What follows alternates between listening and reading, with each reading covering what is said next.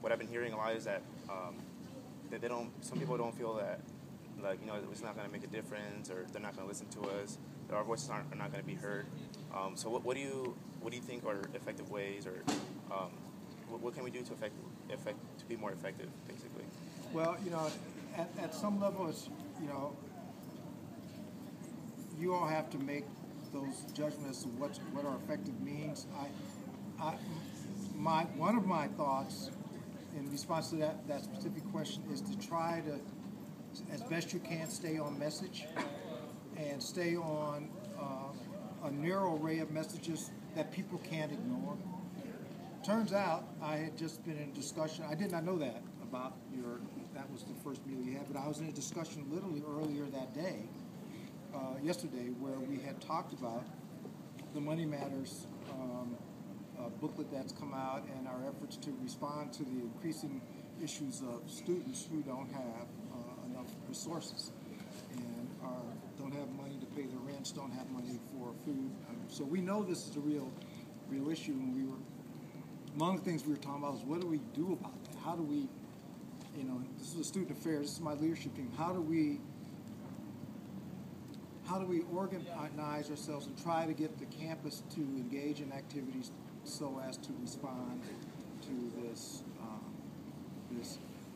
issue? So I think we do understand those, but I've lost the train of question. How can we be more effective as a movement? I think you stay narrow.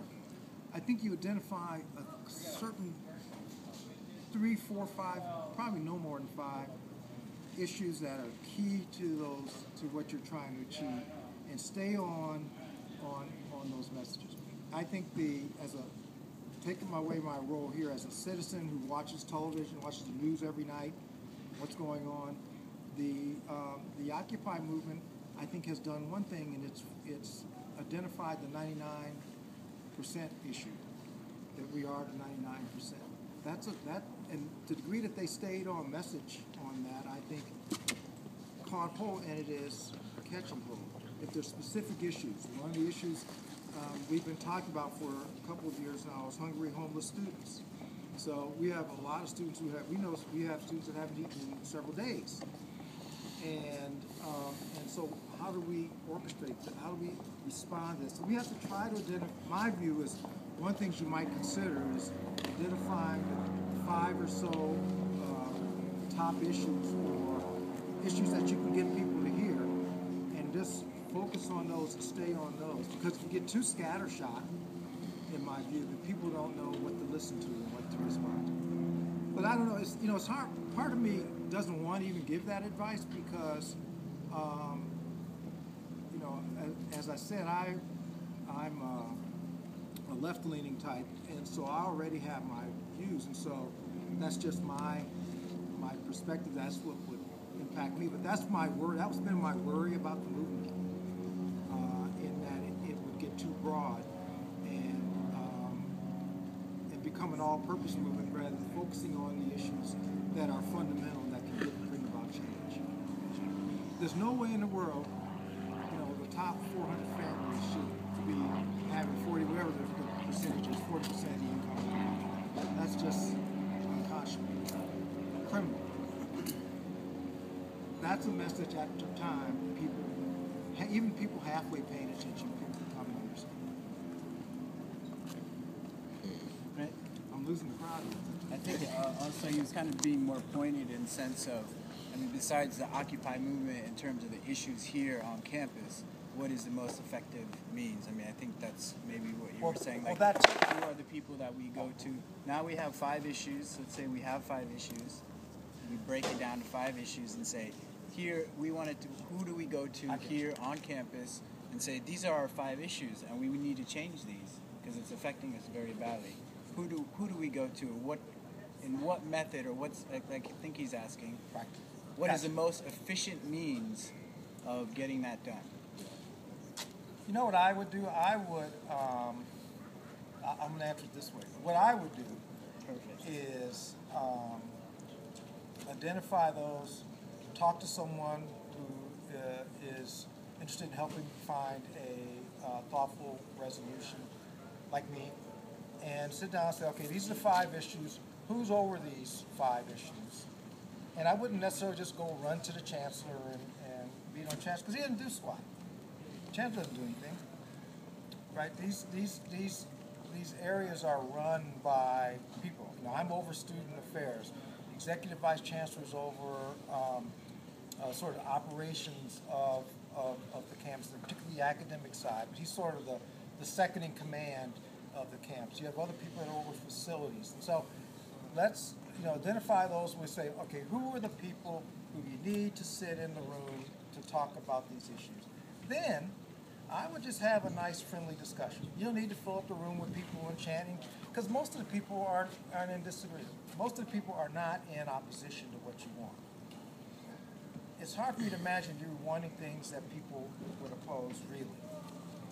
And so what you then do is sit down and say, let's have a small group, maybe 7 or 8 of the student leaders and those 3 or 4 people, whoever they are, 5 people, whoever they are, and sit and talk it through. What are some of the good? What are some of the concerns? This is what we want. We're concerned about hungry students. We're concerned about other kinds of issues. We're concerned about this, we're concerned about that. You can do the mass meetings, we've done those, but I just don't think they're, after a point, they get caught up in their massiveness as opposed to what can we do to solve this problem? Because again, I think for most of the issues, you don't have opposition. It's not on this campus. You may have in other places, but on most of the key issues, I don't think there's a lot of opposition. I don't hear, if there is, they're not saying it in front of me. Now, people know I'm a liberal, but they're not saying it in front of me. Someone else have a question? Did you have it? Yeah, this is kind of coming more from the OccupyIV camp, and it's something maybe we can talk about more when you come and sit in. But just as a brief thing, I wanted to get your opinion. I mean, a lot of people, I think, are looking at the bigger issue of they feel that electing representatives in any institution and creating an authoritarian type structure is just not working. Your voice isn't getting heard. This is great that you're coming down to talk to us. Like, that's something that hasn't been happening. I feel like just the whole idea of electing representatives to a lot of people is not a true democracy, and a lot of people are trying to create something that's more like a democracy that everyone can have their say, sort of thing, which is how these circles started. Right. Well, I think we disagree on that only to the. Not that I disagree about democracy. I just don't think total democracy works. It just doesn't work, and that, in my view, and that everybody can't be well informed enough on all of the issues to make the kind of nitty-gritty judgments that have to be made on a day-to-day basis to make these places work. That being said, you're right in that many of our represented people don't represent us well. They're representing other interests. Kick them out. Vote them out of office. And